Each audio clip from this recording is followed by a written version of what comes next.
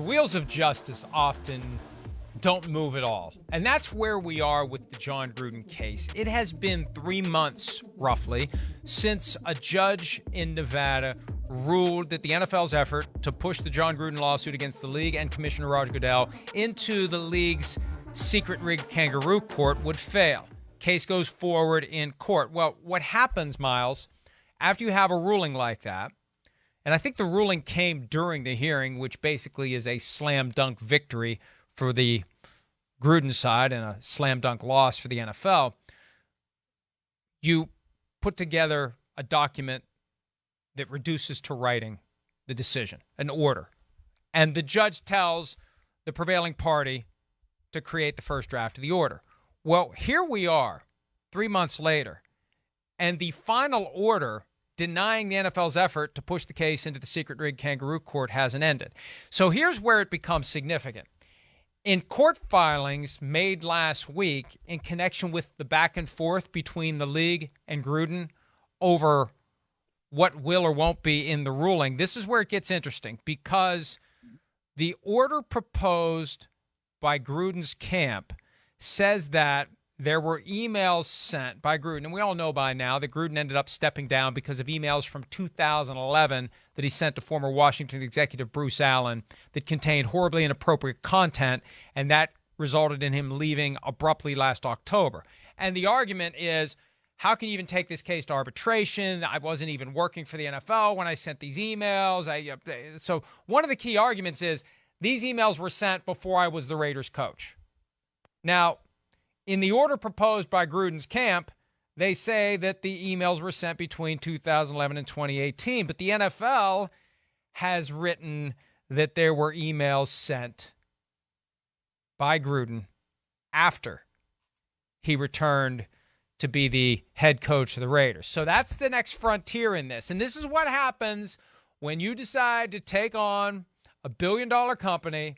They're going to look for anything they can. So at some point, Miles, somebody's decided, hey, you know what? Why don't we go look at all the emails that Jon Gruden sent on a Raiders server, and let's see if we can find some more inappropriate emails. This is the first shot in that battle. And the suggestion that was made by the league in the court filings last week is there will be more evidence of consistent derogatory emails sent by Gruden, not in 2011 when he wasn't working for any NFL team, but after he returned as coach of the Raiders. Now, ostensibly, that's to force the case into arbitration.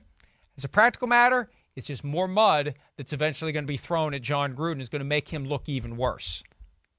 Yeah, what's interesting about this to me is that we didn't get those emails, right? It was all from the whatever got leaked, and for whatever reason it got leaked, and we still don't know for sure who leaked it. Right. We only saw the emails that were, sent when Jon Gruden was not an employee technically of the NFL and he was working for ESPN. So it is interesting to know that there were more emails that we just haven't seen, and that, derogatory, whatever that means, like quote unquote, it could be any number of different things. It could be misogynistic. It could be, homophobic, because we saw some of those kinds of emails. It could be racist. It could be anything. But the fact that there are more, and the fact that it did not stop when he became the Raiders coach, and on some level, Jon Gruden knew that it didn't stop when it became the Raiders head coach again. Like, I don't know, man. This is something that is a little interesting to me. Second craziest theory of the week behind Tom Brady was on The Masked Singer is that Tom Brady leaked the Jon Gruden emails because Gruden put the kibosh on Brady going to the Raiders. There's no way that happened. But I've had people actually ask me that question. Here's the reality. After getting sued for leaking the original emails that were sent by Gruden to Bruce Allen, the last thing the NFL was going to do was leak the Raiders emails, if there are Raiders emails authored by Jon Gruden that contain inappropriate stuff. So how does it come out?